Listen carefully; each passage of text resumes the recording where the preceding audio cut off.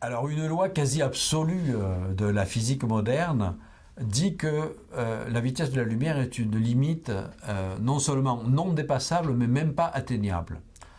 Alors quand on dit ça brutalement, ça peut paraître un diktat de la physique et on peut nous répondre, mais attendez, la science évolue constamment, aujourd'hui on dit qu'on ne peut pas dépasser la vitesse de la lumière, un jour une théorie nouvelle montrera qu'on peut dépasser la vitesse de la lumière. C'est pas comme ça qu'il faut raisonner. C'est pas en question en termes de vitesse, parce que c'est vrai que si je vous dis on ne peut pas dépasser 300 000 km par seconde, ben pourquoi pas 305 000 ou quelque chose comme ça.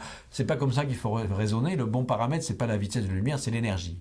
Et là, on sait, on en a la certitude, à la fois théorique et expérimentale, que si vous voulez accélérer un objet, une particule élémentaire, à une vitesse de plus en plus grande, pour atteindre la vitesse de la lumière, l'énergie tend vers l'infini. Donc par construction même, il est inimaginable, impossible d'atteindre même la vitesse de la lumière, parce qu'il faudrait une énergie infinie, qui n'existe pas évidemment, pour atteindre cette vitesse de la lumière. Alors, il n'empêche que des physiciens, parce que les physiciens sont toujours très imaginatifs, ont imaginé un autre monde, un monde symétrique du monde naturel, où il y aurait des particules qui circuleraient plus vite que la vitesse de la lumière. On appelle ces particules hypothétiques des tachyons, d'un mot grec qui veut dire très rapide. Voilà.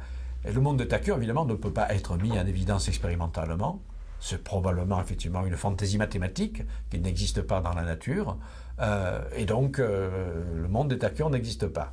Bon, maintenant, pour répondre précisément à la question, est-ce qu'on rajeunit alors, on rajeunit non pas en allant plus vite que la vitesse de la lumière, je viens de dire que c'est impossible.